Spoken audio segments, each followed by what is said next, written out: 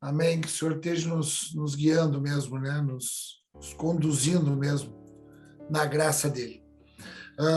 Queridos, entrando assim, já numa recapitulação da semana passada, né? Que nós entramos ali nessa aventura na cidade de Colossos.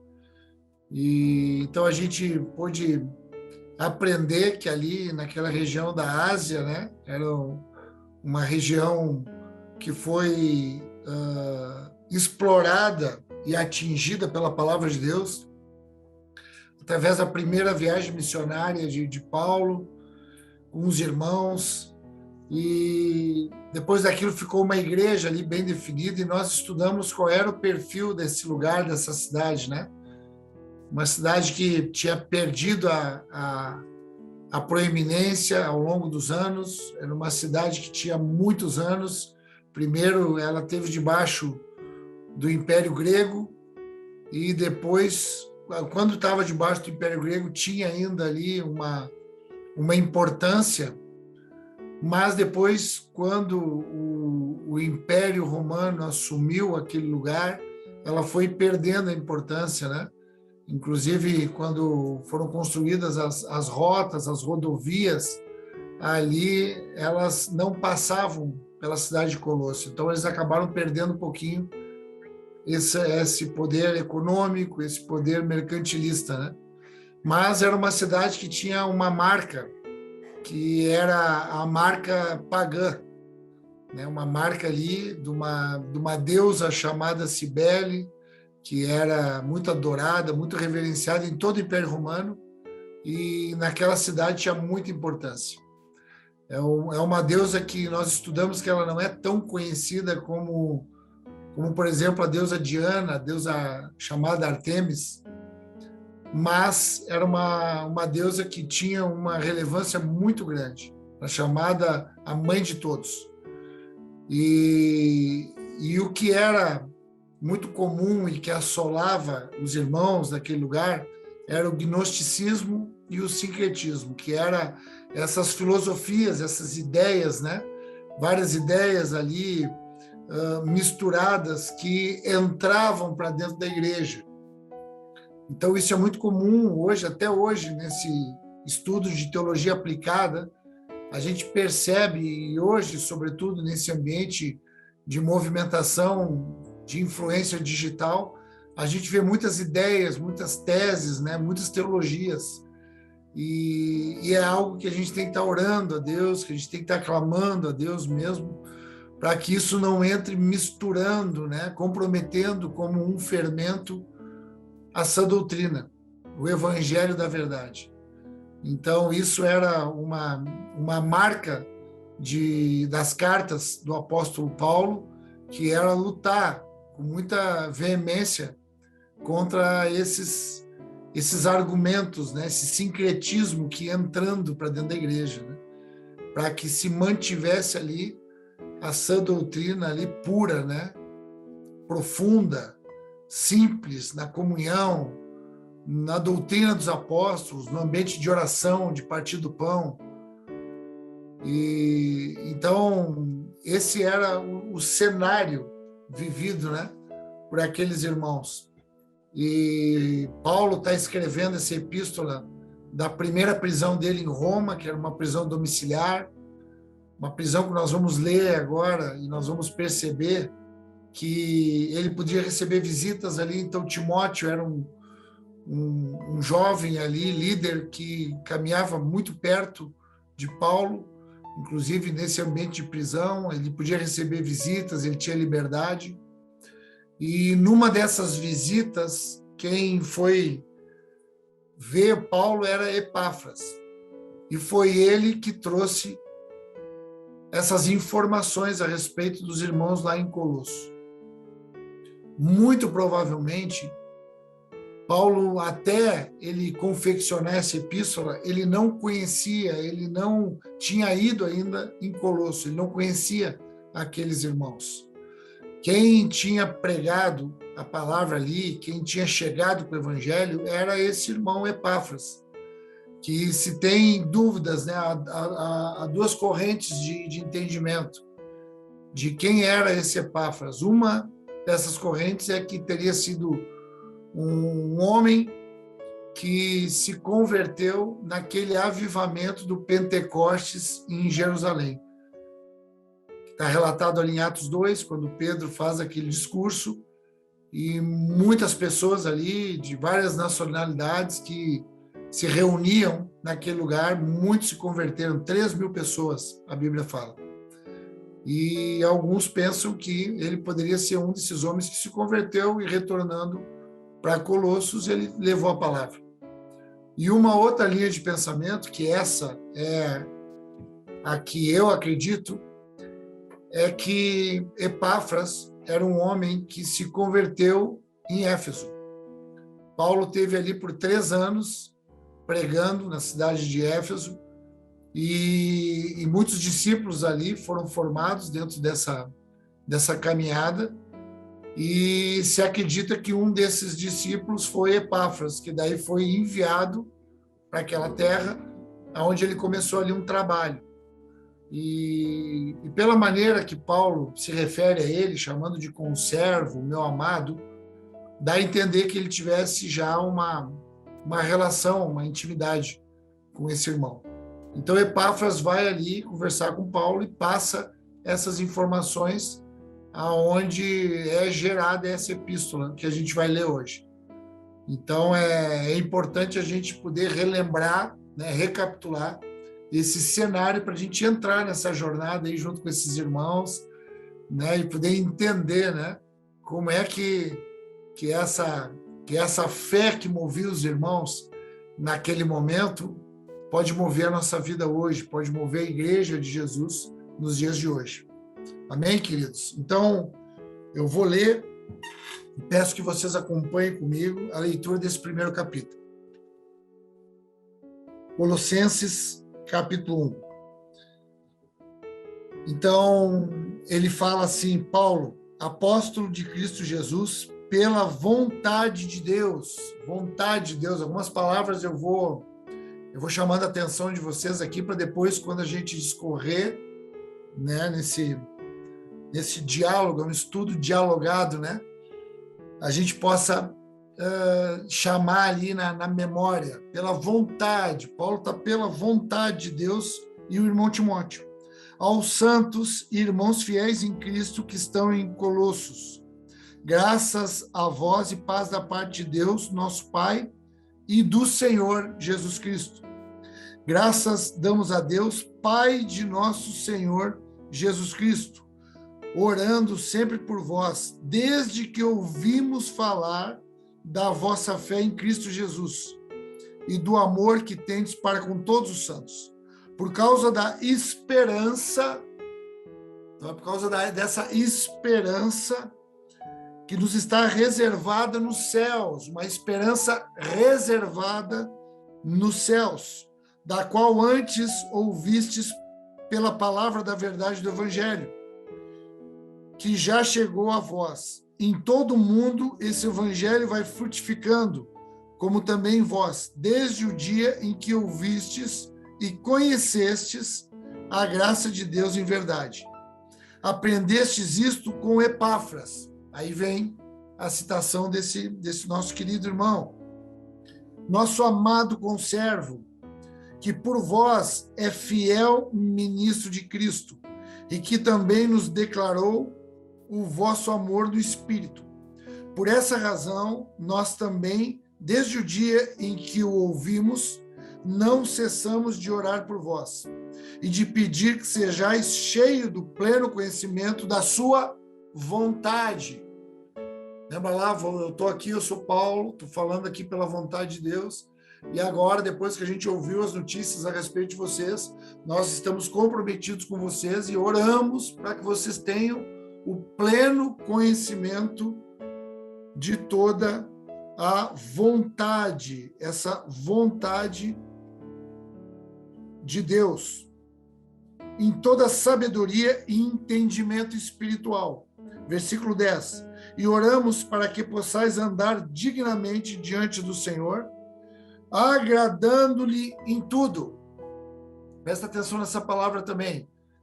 Nós estamos pedindo aqui para que vocês tenham pleno conhecimento de toda a vontade, para que vocês andem de forma digna, agradando em tudo, frutificando em toda boa obra, crescendo no conhecimento de Deus,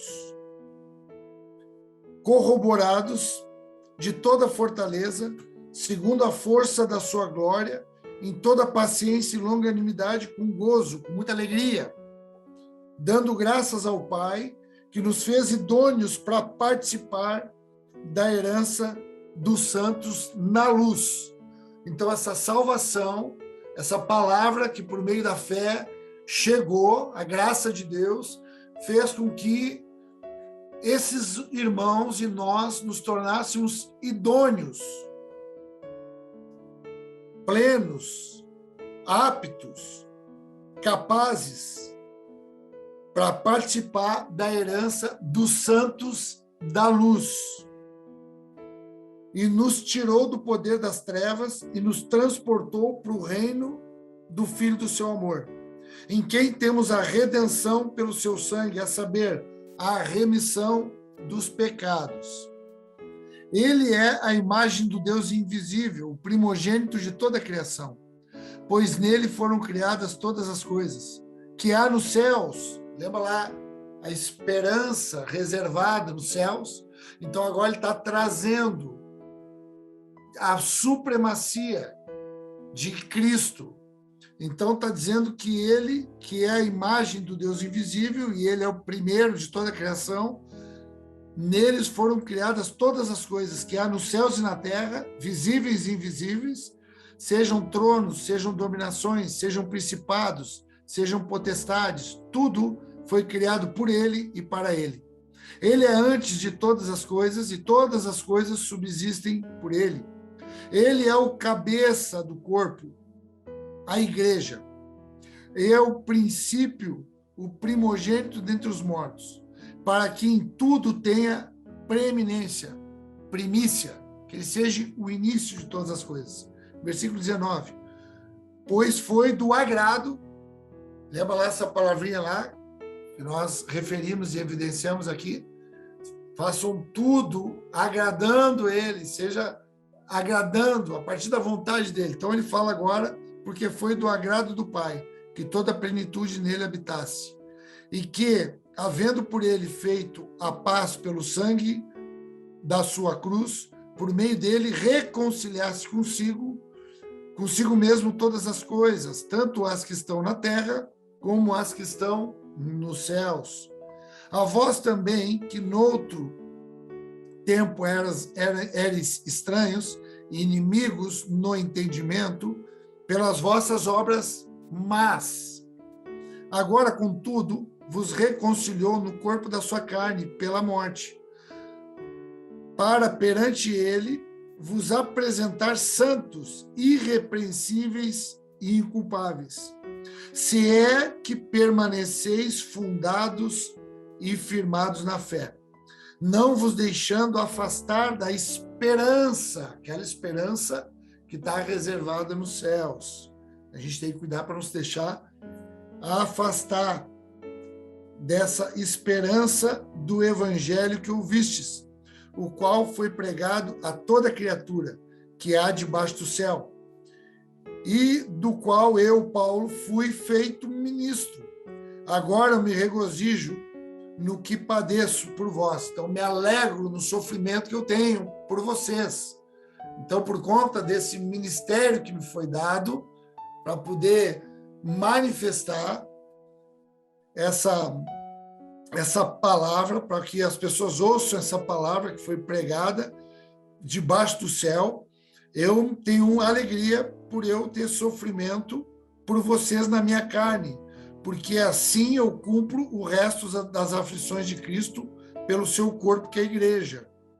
Eu fui feito seu ministro segundo a dispensação de Deus, para que me foi concedida para convosco, para cumprir a palavra de Deus, o mistério que esteve oculto durante séculos e gerações. Presta atenção, o mistério, era um mistério que estava oculto durante séculos e gerações, e que agora foi manifesto aos seus santos, A eles Deus quis fazer conhecer quais são as riquezas da glória deste mistério entre os gentios, que é Cristo em vós, a esperança da glória. A ele anunciamos, admoestando a todo homem e ensinando todo homem em toda sabedoria, para que apresentemos todo homem perfeito em Cristo. Para isso também trabalho ou me esforço, combatendo segundo a eficácia que opera poderosamente em mim. Amém, graças a Deus.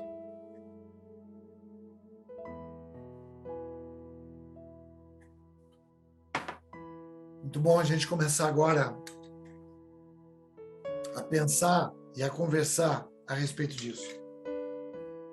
Como é que foi a linha de raciocínio de Paulo e dos irmãos que estavam com ele, porque ele refere ali Timóteo e ele refere também Epáfras, como que era a linha de oração, a linha de raciocínio, como que eles confeccionaram esse registro, essa expressão.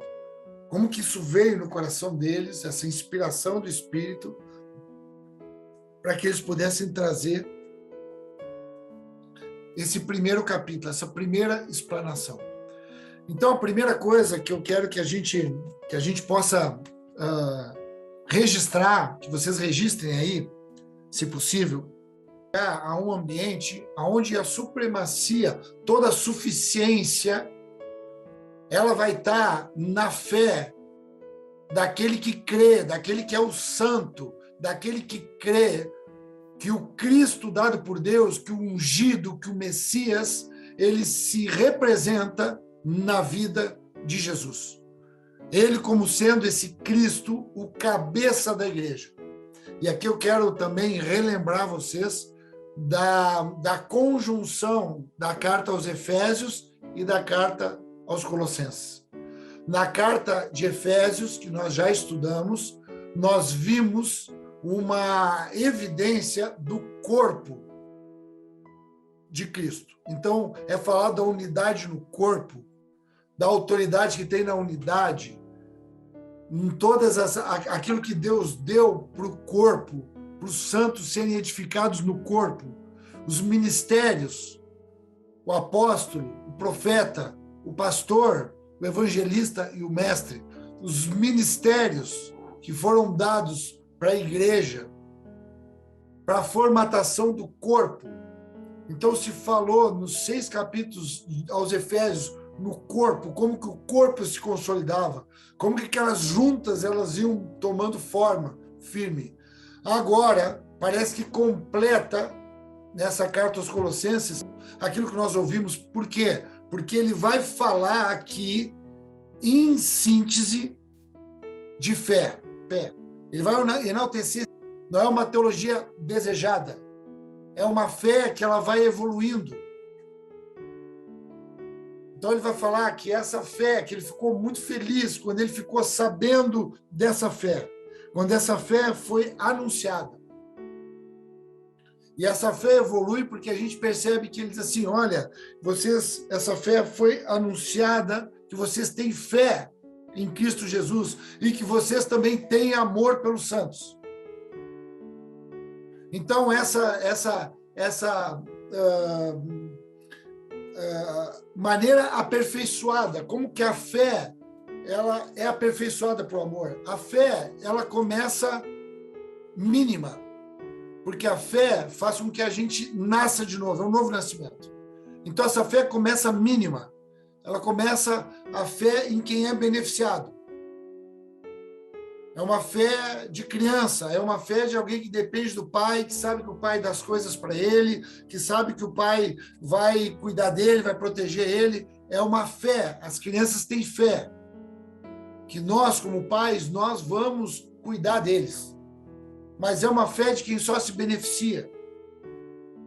É a fé de acreditar em Deus, de acreditar que Ele é o Criador, que Ele está protegendo as pessoas, que Ele vê todas as coisas, que Ele liberta, que Ele cura, que Ele faz milagre. Isso é uma fé, mas é uma fé mínima. Nós não, os santos, os separados, esses que entraram na participação dessa herança, eles evoluem, e essa fé evolui para as virtudes de Deus até chegar no amor. Nós estudamos isso lá no livro de 1 Pedro, no primeiro capítulo, do versículo 5 ao versículo 7. Uma fé que vai evoluindo para o amor. Ela vai entrando na relação.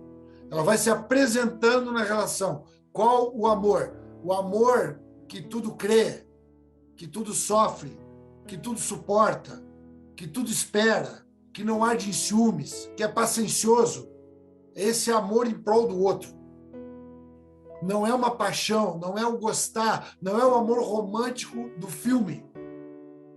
É o amor ágape de Deus, é o amor que entregou, é o amor que amou o mundo de tal maneira que entregou o que tinha de melhor. Amém, irmãos? Então, essa fé, ele diz, quando eu ouvi falar que vocês tinham fé em Cristo e que vocês amavam os irmãos, eu percebi que vocês estão caminhando num desenvolvimento. Eu percebi que aquele que começou uma boa obra em vocês, ele está atuando com fidelidade para aperfeiçoar essa obra.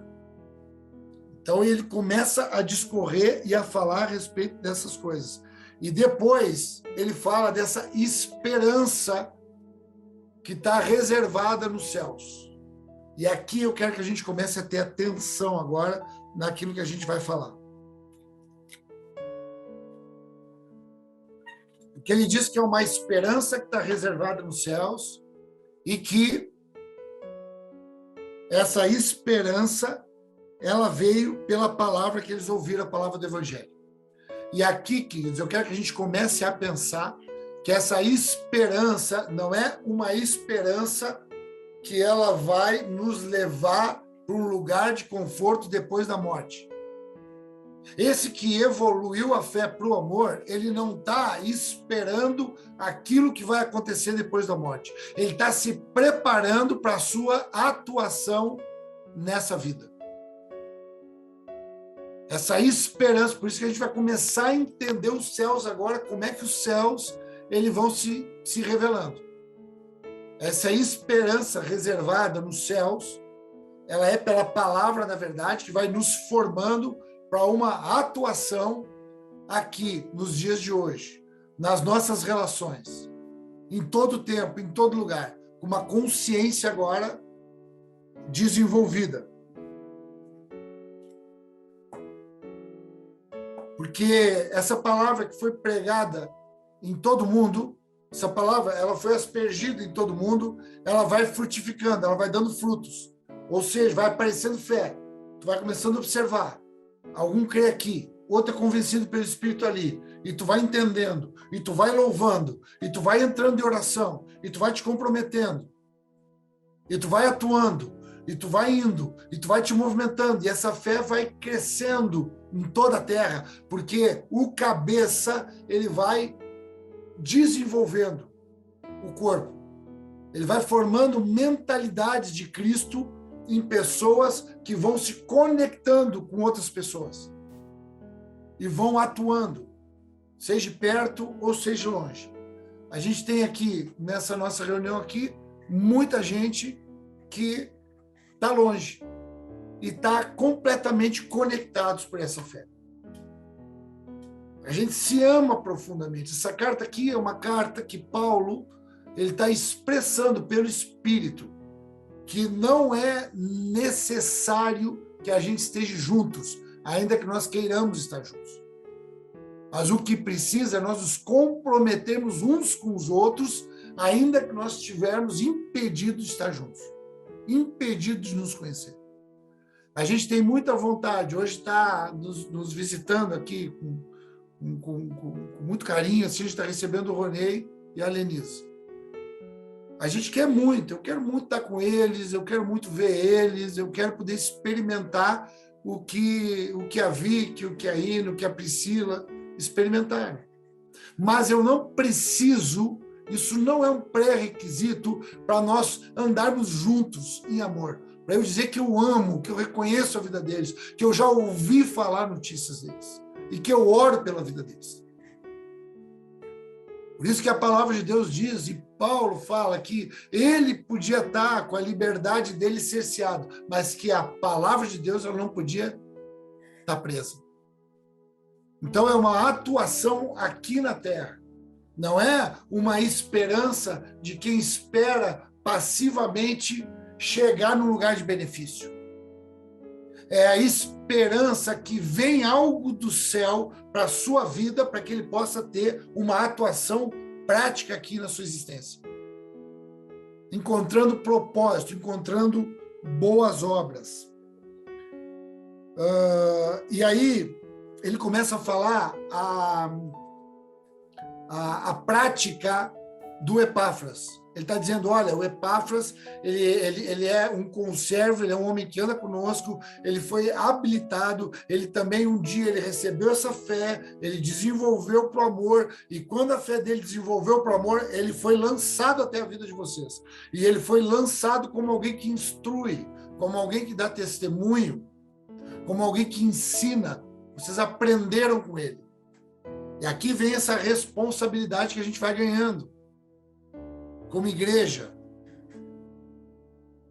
Por isso que é fazer discípulo em todo lugar que vai e ensinar. Não é batizar, fazer discípulo, não, é ensinar. Se é uma coisa que nós, como bons aprendizes que fomos no início, nós nos tornamos mestres. Amém, queridos? Porque isso é responsabilidade. Nós, como bons filhos que nos tornamos no início, nós nos tornamos em responsabilidade pais. Nós, como bons liderados que fomos lá no início, porque nos submetemos a alguém, também ganhamos autoridade de liderar. E é isso que Paulo está dizendo. Olha, Epáfras, ele está trazendo notícias aqui pelo Espírito. Ele está falando da vida de vocês. E eu estou recebendo aqui algo também. Nós estamos conversando aqui. E eu quero também lançar algo sobre a vida de vocês. E aí ele lança essa carta que vai muito mais longe do que a vida daqueles irmãos, né? Essa carta era para esses irmãos e para os irmãos da Laodiceia, que era uma cidade a 15 quilômetros de Colosso. E que depois a gente vai ver que foi a orientação de Paulo que essa carta também fosse lida naquele lugar.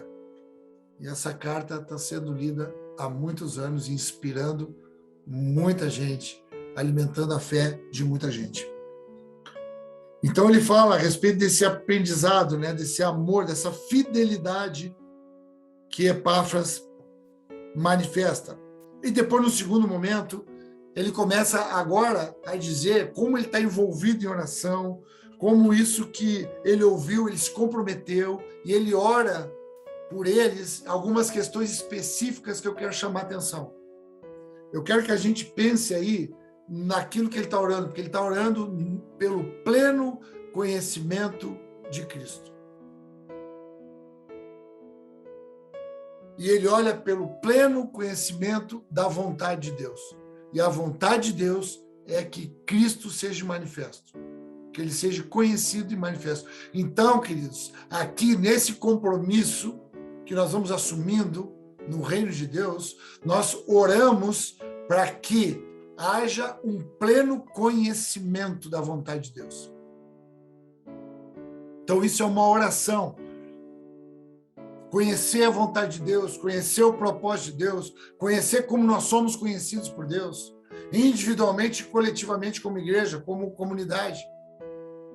Qual é a nossa força? O que nós temos recebido? Quais são os dons que têm sido liberados no corpo, nessa parte do corpo que se reúne? Isso a gente vai ganhando em oração, isso a gente vai ganhando, por quê? Porque agora a gente ganhou a qualidade que nós vamos ver agora, a idoneidade, que nós não tínhamos. E no pleno conhecimento da vontade, ele linka a sabedoria e entendimento espiritual, inteligência espiritual. A igreja é uma igreja que ora, queridos, é uma igreja que clama. As coisas, o avanço desse exército poderoso de Deus é um exército que ele vai orando, que ele vai clamando, que ele vai avançando, que ele vai pedindo sabedoria. Tiago disse, se alguém quer sabedoria, pede para Deus porque Ele dá. Nós estamos aqui nessa noite para pedir sabedoria para Deus. Não sabedoria de homens, não sabedoria desse mundo, mas sabedoria com entendimento espiritual, para que conheçamos a vontade de Deus aqui na terra. Porque quando ele caminha agora, falando do pleno conhecimento da vontade, da sabedoria e dessa inteligência, do entendimento espiritual, ele vai falar o jeito que nós vamos começar a andar. E o jeito que a gente anda é dignamente. A gente começa a andar de forma digna. O que é andar de forma digna? É andar de forma alinhada com a nossa identidade, com aquilo que Deus pensou a nosso respeito. Sempre avaliando individual e nos lançando no coletivo, na comunhão. O amor do Pai, a graça do Filho e a comunhão do Espírito.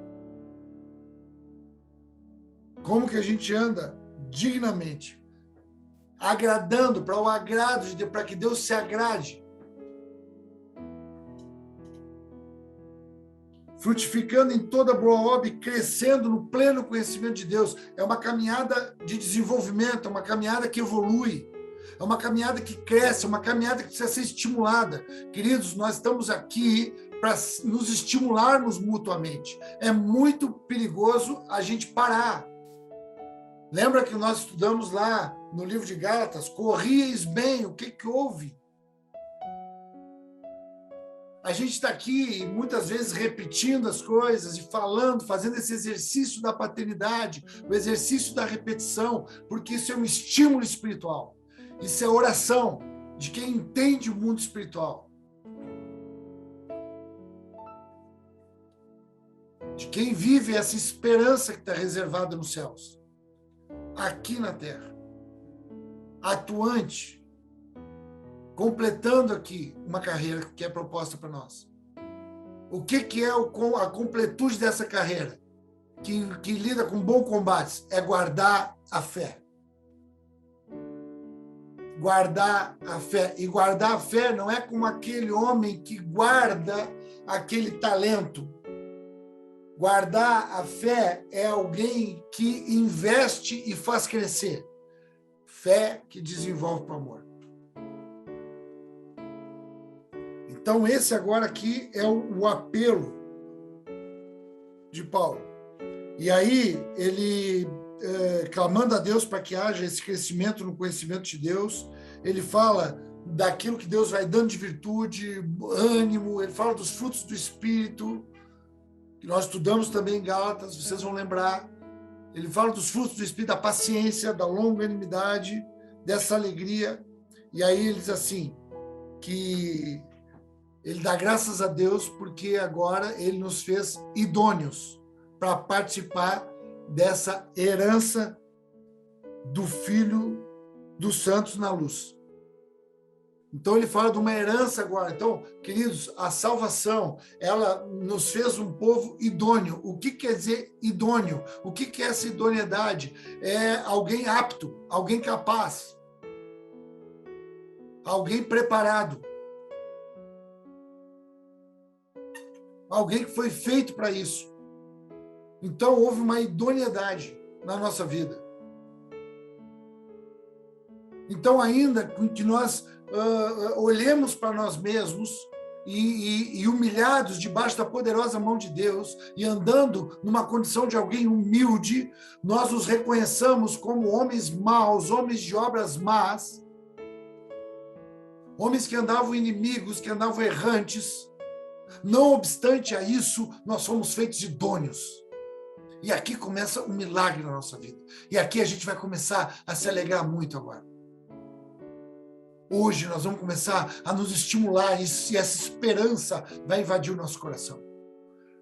E a gente vai começar a entender esse amor de Deus, que entregou o Filho, entregou o unigênito, para que ele agora, pela fé, fosse reconhecido como primogênito, como a referência daquilo que nós vamos nos tornar aqui, com partes que vão se juntar como igreja, onde ele é o cabeça.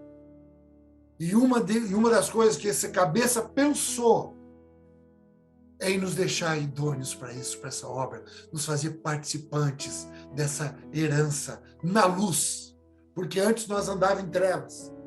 E aí ele começa a anunciar, e ele diz, porque esses que andavam em trevas, eles foram libertos, eles foram tirados das trevas e transportados para o reino do Filho do seu amor.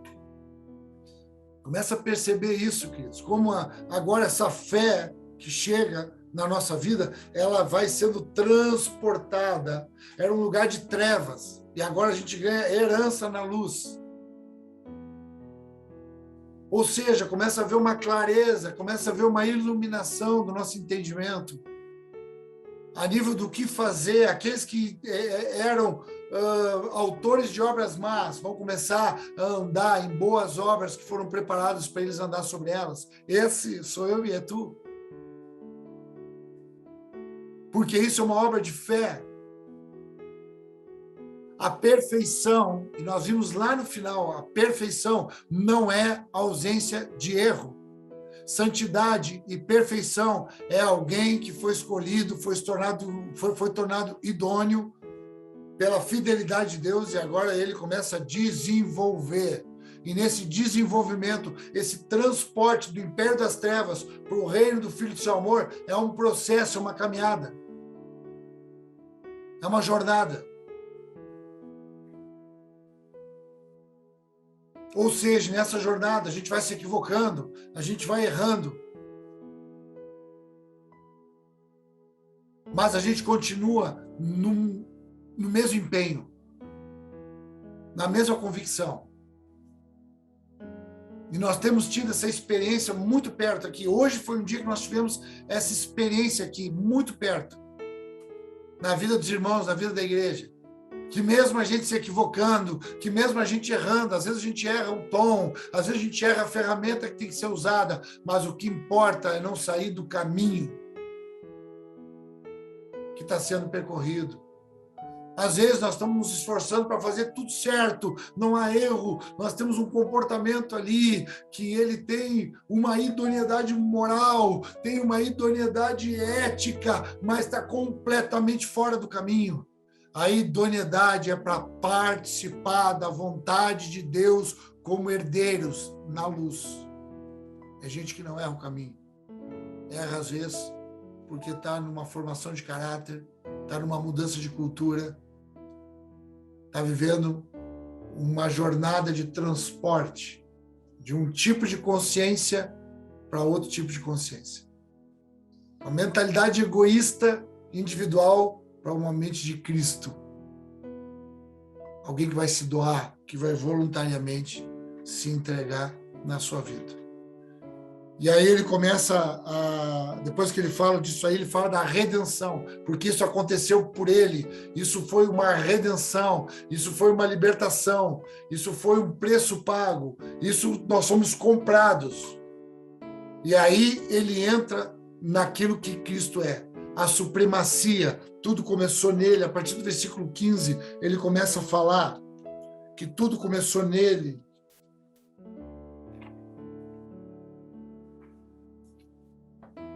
Que tudo vem dele. E aí ele começa a trazer essa relação dos céus. Ele diz, neles foram criadas todas as coisas, nos céus e na terra, coisas visíveis e invisíveis. Tudo começou nele e tudo subsiste nele. Porque a vontade dele vai se cumprir. Então ele está louvando a Deus pela vida dos irmãos, ele está dizendo, irmãos, vocês agora tiveram acesso pela redenção à vida dele. Isso foi do agrado do Pai, que a plenitude habitasse nele. E aí eu quero trabalhar agora um pouquinho essa questão do agrado, de se agradar. Se agradar não é fazer alguma coisa para que Deus possa aprovar. Ele está dizendo que ele já fez quando ele depositou a fé no nosso coração. Quando esse Jesus, ele foi os nossos olhos foram atraídos para ele, é porque ali já tinha fé no nosso coração. Ali já era o autor e o desenvolvedor, e o aperfeiçoador, e o consumador dessa fé. Vai chegar no amor. Então nós começamos a olhar firmemente para ele. E aí eu quero que vocês abram comigo, ou anotem, não precisa nem abrir para a gente não perder tempo, a gente já está se encaminhando para a finalização. Lá no capítulo da fé, que é Hebreus 11, a partir do versículo 6, ele começa a falar ali das obras das pessoas, ele começa a falar de homens que receberam fé, e ele fala de Enoque. No capítulo 5, ele diz assim: pela fé, Enoque foi transladado, não para não ver a morte. Não foi achado, porque Deus o transladara, pois antes da sua transladação, alcançou o testemunho que agradara a Deus. Deus deu uma fé para esse homem, para esse irmão Enoque, para que antes de ele passar, de ele ser transladado, que esse homem nem morreu, ele não foi achado, ele é uma figura de Cristo, de Jesus, que não foi achado o corpo dele, esse homem foi transladado, mas não sem antes ele cumprir aqui uma obra que agradasse a Deus. Ele tinha um testemunho, ele tinha uma obra aqui. Tem uma obra aqui para ser realizada, tem um testemunho para ser deixado, tem um legado para ser deixado. Ele deixou um testemunho que agradou a Deus. Ora, sem fé é impossível agradar a Deus, porque é necessário que aquele que se aproxima de Deus creia que ele existe e que ele é galardoador daqueles que o buscam. Nós precisamos entender esse versículo, queridos. Aqui está dizendo que sem fé, lembra lá que nós vimos lá, foi do agrado do Pai. Ele se agradou que tudo subsistisse nele, que ele fosse a plenitude de tudo, que Cristo fosse a supremacia, a proeminência. Porque foi da vontade, do agrado de Deus. Agora, sem fé é impossível agradar a Deus. Sem fé é impossível nós alcançarmos um testemunho que possa estar alinhado com aquilo que foi pensado a nosso respeito. A fé é para que todo aquele que se aproxima de Deus vai ter certeza que ele é um galardoador, que ele é um abençoador daqueles que o buscam. Então, o que quer dizer isso? Isso não quer dizer que agora a gente tem fé para ter certeza que Deus nos abençoa.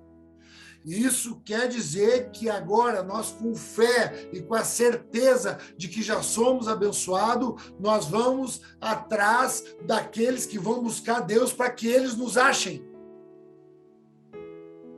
Nós vamos ser achados pelas pessoas, como aqueles que são ministros, que representam o reino de Deus, que representam a santidade de Deus, porque eles foram feitos idôneos, aptos. E esse é um mistério espiritual, porque quando nós olhamos para nós mesmos, nós vimos pecado.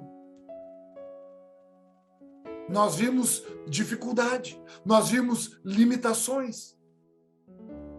Só que isso não foi levado em conta, queridos, porque o sangue de Jesus, ele foi redentor, ele foi remidor, ele foi galardoador. Quando fala de galardão, não pensa depois lá, queridos. Pensa em toda a bondade que foi recebida aqui, em cima de uma estrutura debilitada e que vai representar a imagem segundo a semelhança divina, pela fé. Aleluia! Isso nos faz acessar a esperança reservada nos céus e que ela se derrama através da tua vida e através da minha vida e através da nossa vida juntos.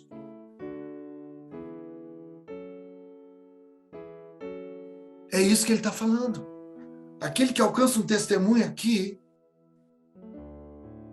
esse aí agrada a Deus. Esse aí, esse que se aproximou de Deus, que conheceu a Deus, esse aí agora, ele é lançado em toda a terra para anunciar, para que as pessoas ouçam o que ele ouviu. Eu não posso deixar daquilo que eu tenho, de falar daquilo que eu tenho visto e ouvido, porque a fé vem pelo ouvir. e ouvir a palavra de Deus, a palavra da verdade, que está na tua vida, que está implantada na tua vida. Tu és a palavra, tu és uma carta que vai ser lida em qualquer lugar que tu for. Porque vai ter gente orando pela tua vida, assim como tu ora pela vida das pessoas. E esse rio, ele não para nunca. É a reconciliação. Essa é a reconciliação.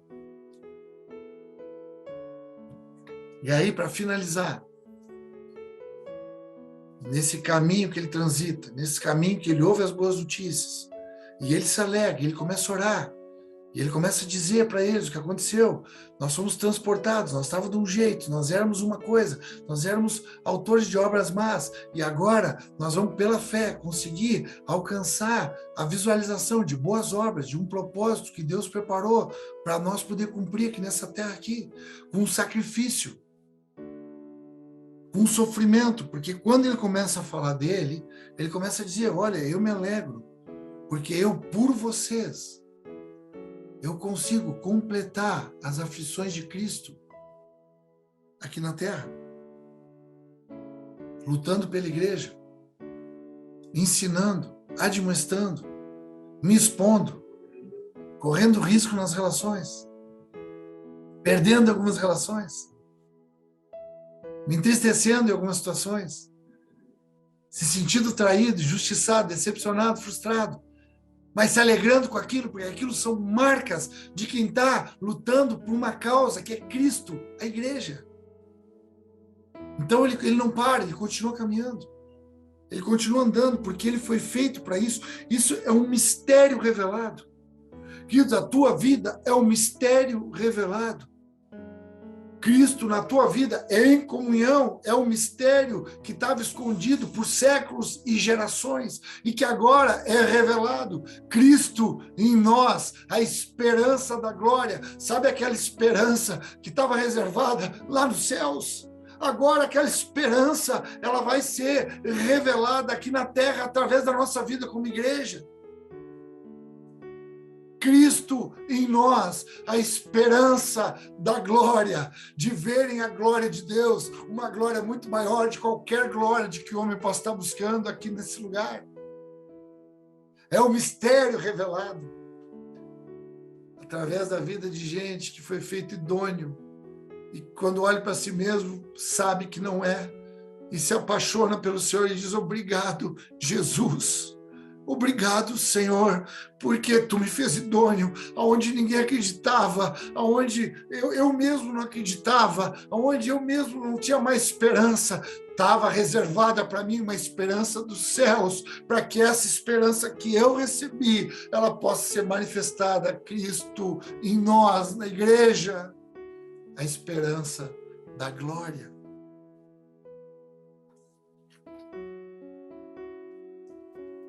E ele termina dizendo, e eu acho isso muito relevante, que no final ele vai combatendo, ele vai fazendo, ele vai operando com aquilo que ele recebeu, ele vai admoestando, ele vai ensinando, ele vai falando.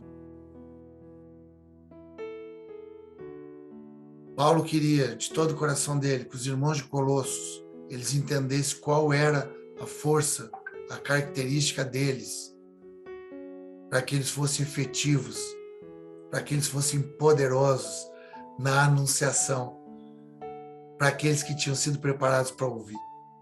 Porque ele percebeu que eles também já tinham ouvido. Mas aí tinha um cuidado de eles ficarem ainda arraigados, de eles não acharem que era só conhecer, porque eu quero terminar no versículo 23, que diz que eles só vão conseguir ter essa expressão se eles permanecerem fundados, arraigados, firmes na fé, não se deixando afastar dessa esperança. Tem situações da nossa vida, por isso que nós precisamos da comunhão. Tem situações da nossa vida, e não são poucas, porque tem que gerar marcas na nossa vida. Essa fé que ela evolui para o amor é com muita dor, queridos. Passando por justiça, passando por mentira, passando por muita coisa na vida, muita aflição. Mas é preciso que a gente permaneça arraigados. Por isso que é preciso estímulo da vida da igreja, por isso que é preciso oração da vida da igreja, por isso que é preciso levantar uma palavra de conselho, uma palavra de ensino, uma palavra de gente que se expõe, gente que se entrega, gente que corre risco na relação. Porque ele é um ministro para cuidar da vida da igreja. Tu é um ministro para cuidar da vida da igreja. Foi feita igreja para tu cuidar da igreja. Nós temos que cuidar da igreja do Senhor. É a igreja do Senhor, queridos. É gente que no Espírito a gente vai perceber que está recebendo fé. E a gente vai se levantar, seja com carta, seja com mensagem, seja visitando pessoalmente. Eu não sei qual é a estratégia que nós vamos receber, mas o que eu sei e o que fica marcado nessa noite é que Cristo está na vida da igreja e é a única esperança da glória ser manifesta, para que as pessoas ouçam e para que as pessoas vejam. E isso vai ser conflitante. Homens limitados, exalando amor, exalando resistência, sofrendo danos e não desistindo, avançando, sofrendo decepções terríveis e continua confiando. Em nome de Jesus, queridos. Queria que a gente finalizasse esse capítulo aqui com essa esperança nos céus, sabendo que Ele, que nos escolheu, toda a plenitude está nele. Ele vai explorar a nossa vida, digamos assim, no sentido de nos entregar para muita gente. Mas é importante que a gente faça isso com a consciência da comunhão, juntos. Por isso que antes da gente sair fazendo alguma coisa, espera primeiro ser revestido de poder. Não sai ainda. Espera ser revestido. Sabe qual é o revestimento de poder? É o Espírito. Sabe o que o Espírito faz? Comunhão. Espírito da comunhão. A gente, às vezes, cai e não permanece com essa esperança porque a gente não vai em comunhão. A gente vai com a nossa força, a gente vai com os nossos dons, a gente vai com a nossa boa intenção, a gente vai com a nossa sinceridade. Não é assim que Deus está nos ensinando para ir.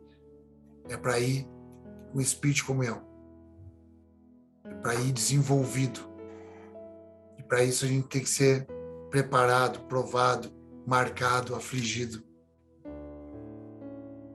Deus abençoe, queridos, a vida de vocês, viu?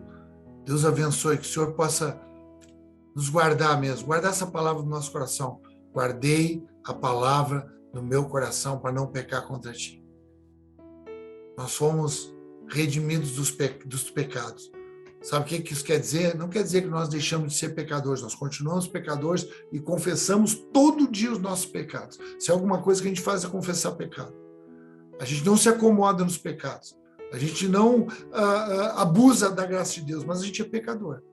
Só que a consciência, a mente de Cristo, nos absolve dos pecados. Nos sentimos redimidos e avançamos num ministério, idôneos, aptos, mesmo que por vezes errantes, juntos, com ouvido para ouvir. Deus abençoe a todos, queridos. Muito obrigado por esse tempo.